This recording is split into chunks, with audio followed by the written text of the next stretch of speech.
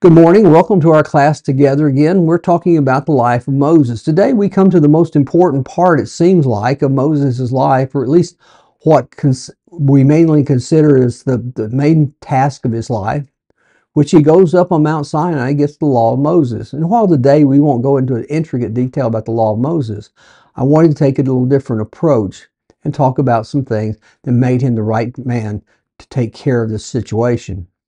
So let's begin. Have you ever given some unsolicited advice? Now, for most of the time, it doesn't work out well. Most of the time, people will either ignore it or they'll resent it. Because at the base is a simple statement, whether it's spoken or unspoken, that says, what gives you the right? Why is it that you think you are the one who can do this or tell me what to do because you don't seem to be any better than I am? Moses was kind of in a unique position. He had qualities that made him something, but what qualities made him the man through whom God's law came? Think about this. He is going to have to go to the people and say, this is what God says to do. And he's going to give them a lot of commands, 613 commandments. He's going to give them an intricate blueprint for the tabernacle. And they're going to have to follow that as God's representative. But what qualifies him to do that? He could plead, well, God made me this. He put me in this position. But few listen to that really. They need to perceive something else. Something is different about this person than others that are there. And so Moses was in this situation. It was different for him. He was going to usher in a whole new covenant with Israel, and it would contain a law, a place of worship, and specific instructions for both secular and sacred life, which in Israel were fused into one. But when you look back, God spoke directly to those who had made covenants with in the past. In Genesis chapter 9, for instance, he speaks to Noah after the flood had ravished the earth, and he says, behold, I will establish my covenant with you and with your offspring, and with every living creature that is with you. I will establish my covenant with you. Now, it's interesting that the covenant was with him and his offspring, but he got the covenant directly. The same could be said about Abraham and the covenant that he got from God as well. In Genesis 15, that we've read a few times in this series, it says, on that day the Lord made a covenant with Abram, saying, to your offspring I give this land, from the river of Egypt to the great river, the river Euphrates. It was to you, Abraham. Now it can be argued that that meant Abraham and his seed, and that's true, but it was delivered only to him firsthand. But when you get to the Mosaic covenant, or as we call it, it was not delivered to an individual recipient, but to Moses, who had to deliver it to the people. He would become a mediator or a conduit of what God wanted done. You listen in Exodus 34, and it says, behold, I am making a covenant. Before all your people I will do marvels, such as have not been created in all the earth or in any nation. And all the people among you will see that you are the work of the Lord, for it is this awesome thing I will do with you. I am going to make a covenant with Israel, but the covenant is going to be delivered by Moses. That's what's in the New Testament as well. In John 1, John references Moses. He says in verse 17, for the law was given through Moses. Now, I think the language is important there. It was not given to Moses, but through Moses. So what did Moses have to do to become a lawgiver? How could he be listened to? Well, if you've been paying attention in these series of lessons and following along, you realize that we've slowly watched a transformation in the man Moses. Haven't you changed? It's not fair to judge a person by the teenage version of themselves because years have molded and shaped them. I'm not even like I was when I was 16. At least I hope I'm not. I hope I grew up from that. And it's interesting that people begin to perceive a transformation over the years. How did Moses change? If you just look at what we've already said through this series of lessons, you find out he has been shaped by the times that he's living in. He starts out by acting on his own, in his own way. He kills the Egyptian because he decided to seize the reins of the deliverer. But he was not the right man at the right time, doing it the right way. That would have to wait. 40 years later, when it did come his moment to be the deliverer, he was reluctant. He believed he was neither skilled nor respected enough for the people to listen. But God took him by the hand and gently guided him. He goes to Pharaoh, and with God's power, he stands up to the most powerful entity on earth, the king he had fled from. He stood at the rock on the Red Sea with staff in hand, telling people, stand still, just watch God work. You don't have to do anything but remain silent. The sea parted, and they marched through on dry land. He led the people through the wilderness, even though they tested both him and God. But at each step of the way, he showed them that God would provide for their needs.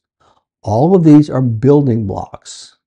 All of these are things that show a movement of a man in his development from a scared leader, an arrogant leader, to one that God can use.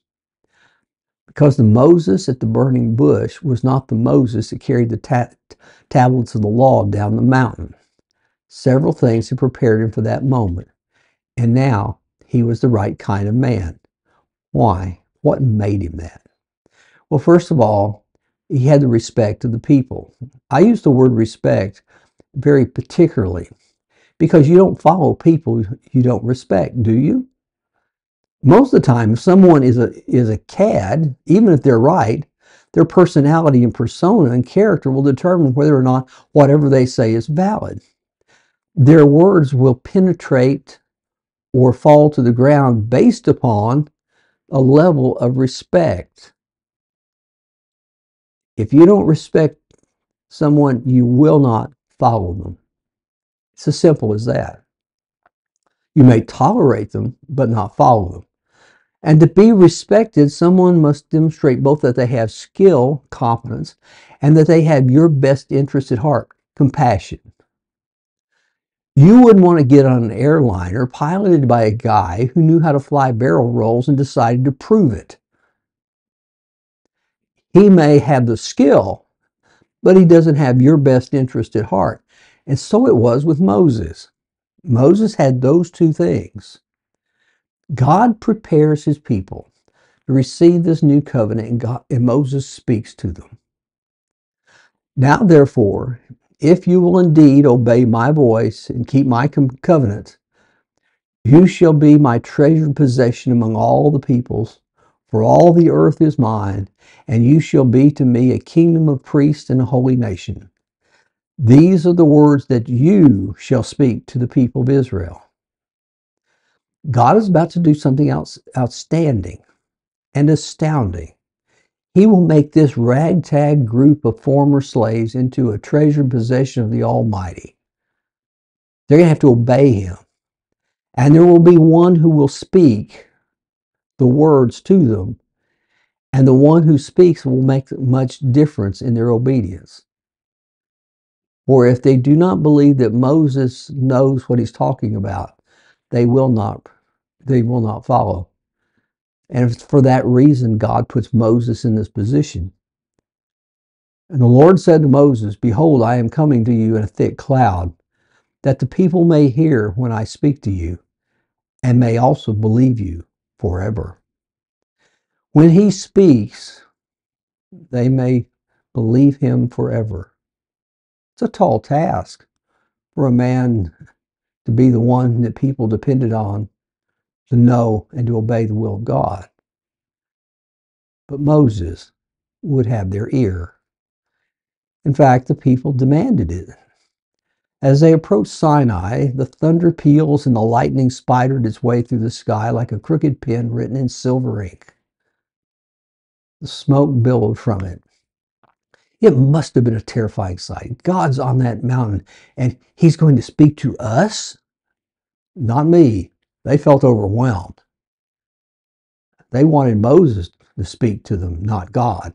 They knew and respected Moses.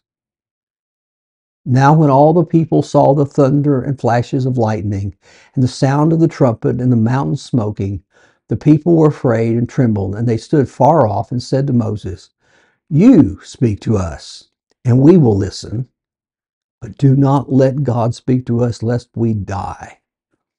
I like the story of the little boy who was terrified one night during a violent thunderstorm. He cried out for his mother, and she came and sat on his bed and said, "You will be okay. God is here."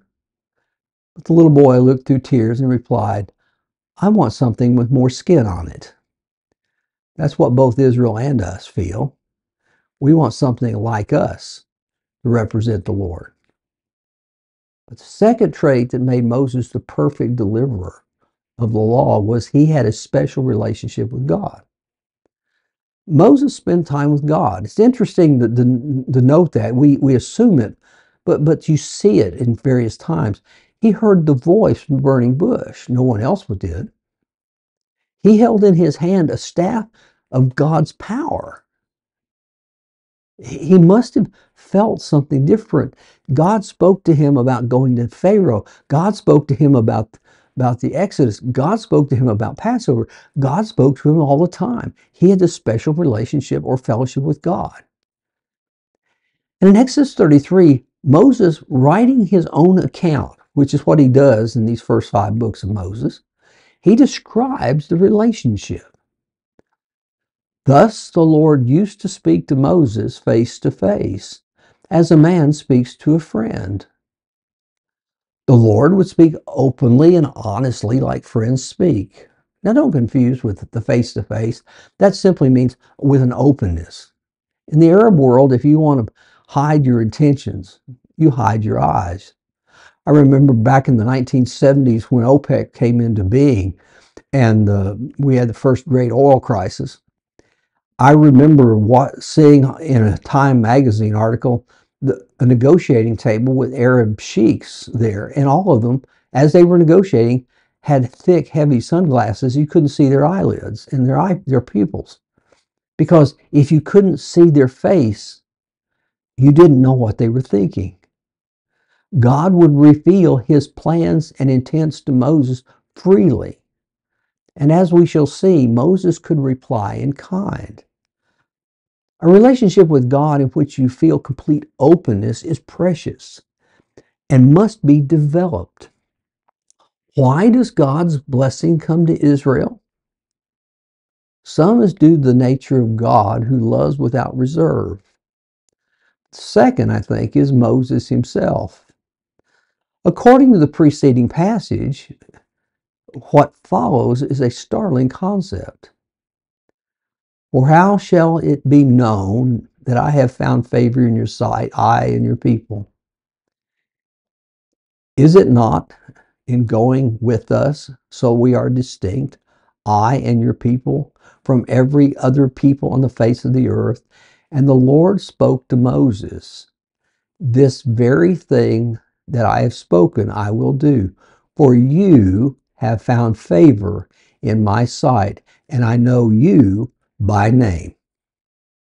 It says he has found favor in God's sight.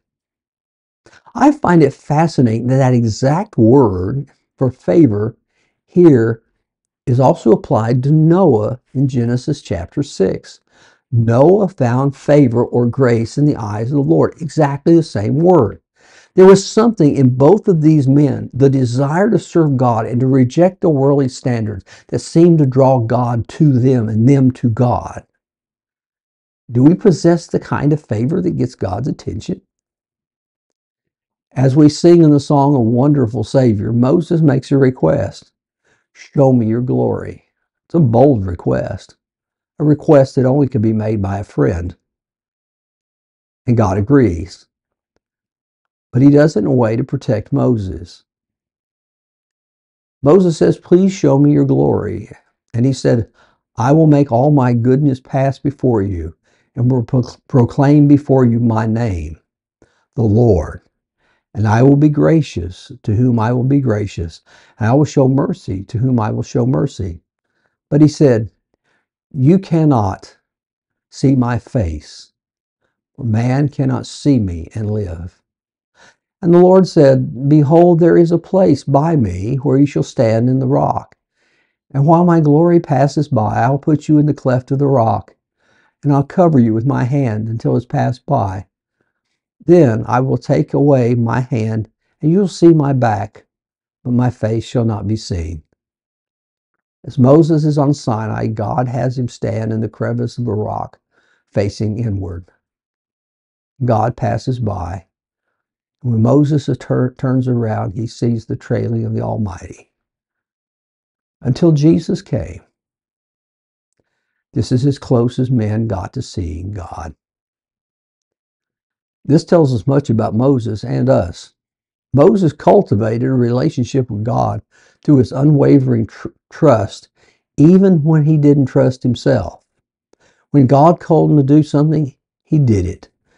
When we do what God says, in spite of personal reservations, we draw near to God. The person who takes the time to build their relationship with God is prepared for things that they can't even imagine yet. God is getting them ready because of that relationship, but they have to be ready. They have to cultivate it over time. This allowed Moses to respond correctly to sin at the base of the mountain, for his relationship with God caused him to view life and sin the way God did. When Moses was on the mountain receiving the law of God, the people were already breaking it at the base of the mountain. Listen to the account that Moses wrote. When Aaron saw this, he built an altar before it.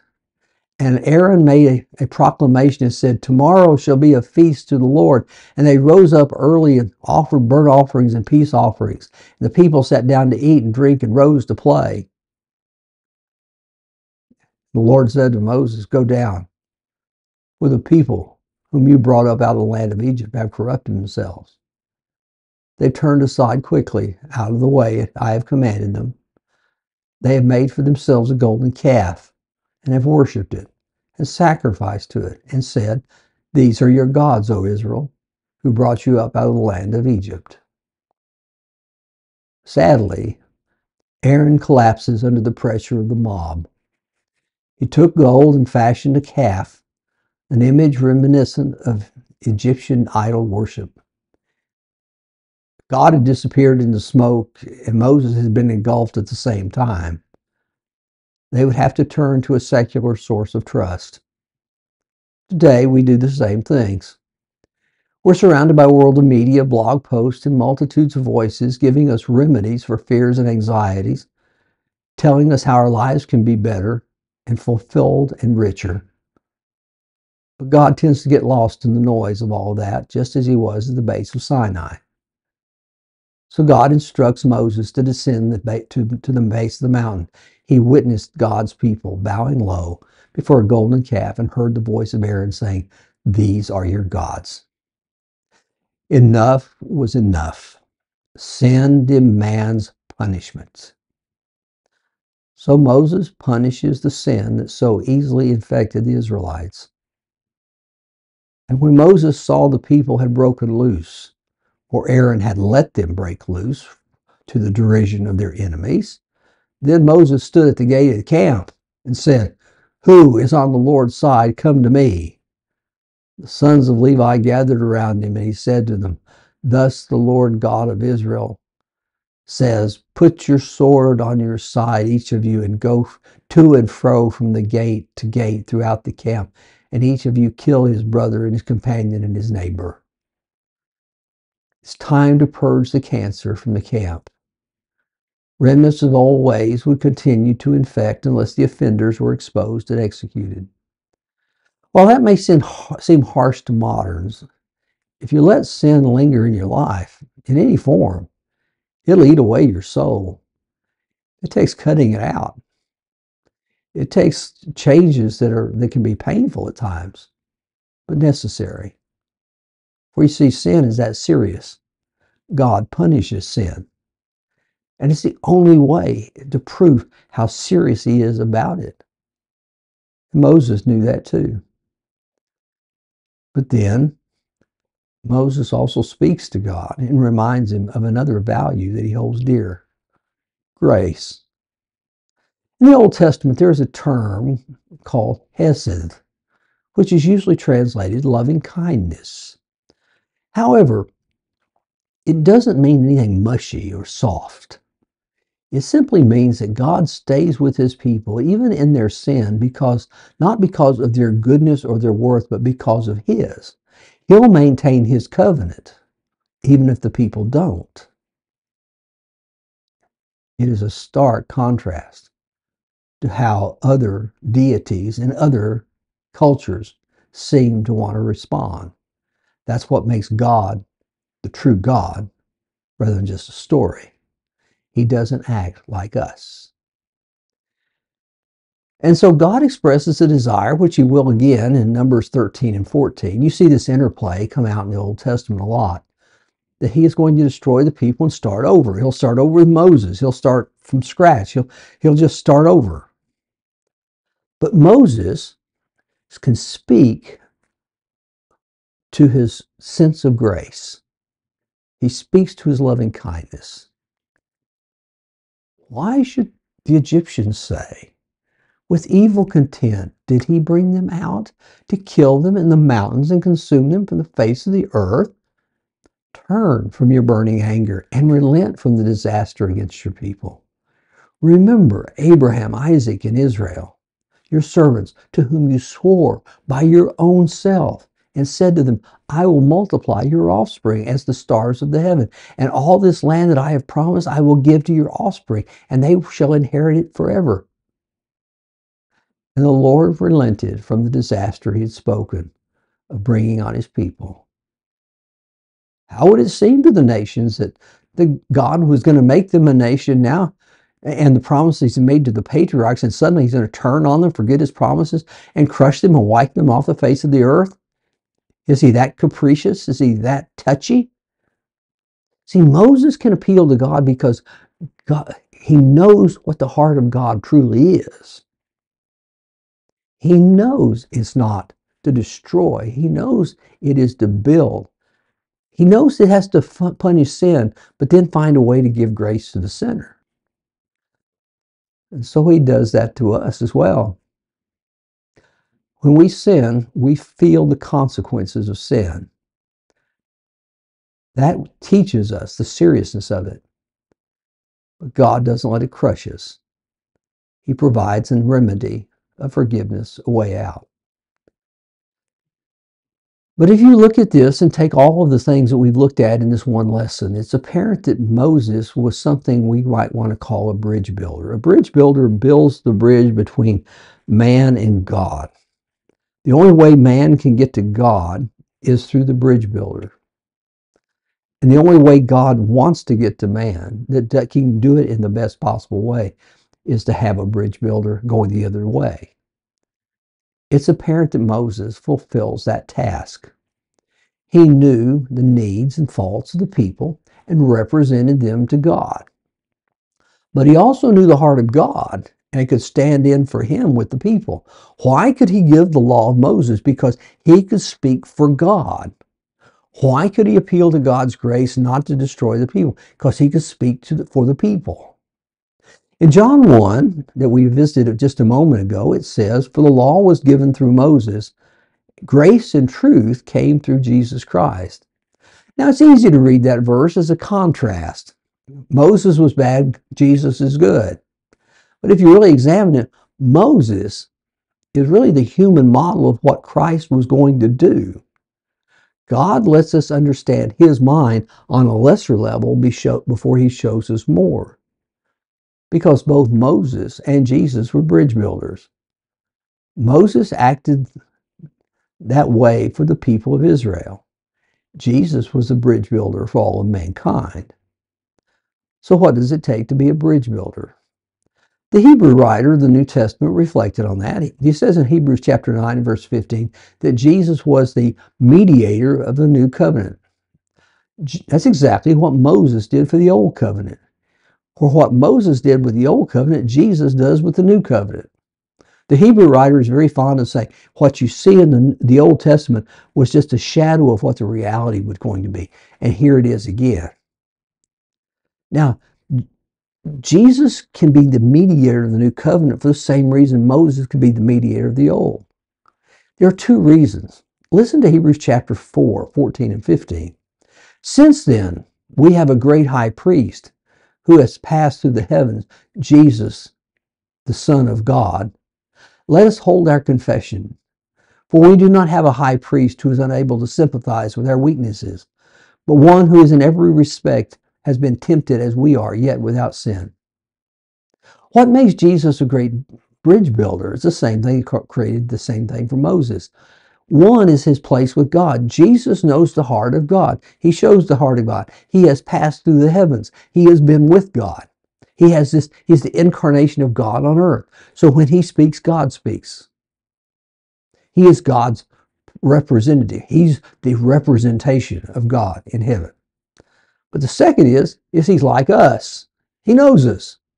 He's been tempted like us. He knows our weaknesses and our limitations. He's wriggled into the constriction of human flesh where he has experienced cold nights, hungry stomachs, and emotions that hurt. He knows us, and he can represent us before God. And just as Moses stood on the mountain with God above and the people beneath, Jesus does the same for us.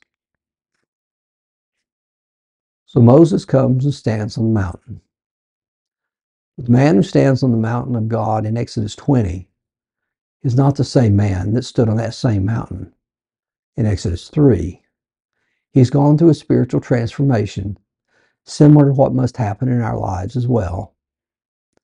First is he's developed dependency on God. In his younger life, he would seize the moment and the power, but now he lets go of his desire and he only wants to do the will of God. And he waits for God to instruct and he follows. For us, there comes a time where you have to let go of your own abilities, your own smarts, your own strength. Depend on God to carry you. That's a big, giant step in spiritual growth. When you can decide you cannot walk on your own and you must follow the Master. The second thing is that Moses cared for the people he led. It's apparent that Moses really didn't want the people destroyed. He may have been just as angry as God was, but he also loved them and cared for them. He wanted them, as God did, to obey God, knowing that it would give them the life that they needed, they wanted. When we care for people enough, we're going to try to help them live according to the will of God too, just as Moses did. But he also developed a close relationship with God. I don't think there was anybody like him, like Moses in the camp. No one who had the relationship with God like Moses had. He and God spoke openly. He could talk to God and even change his mind, it seems, when God was thinking out loud. It takes a real friend, someone really close, to be able to do that. There's one great truth that I've learned in my life, that you can never be ready to serve well until you have those three elements. You give up your own power, you start to care for people, and you have a relationship where God leads. So let me ask you, could you stand on the mountain? Thank you for joining me today. I hope you've enjoyed our lesson as much as I have. And we will join you again next week as we continue with the grumbling people that keep the grumbling going. So I hope you'll join me again next week. Until then, have a great day and a great week.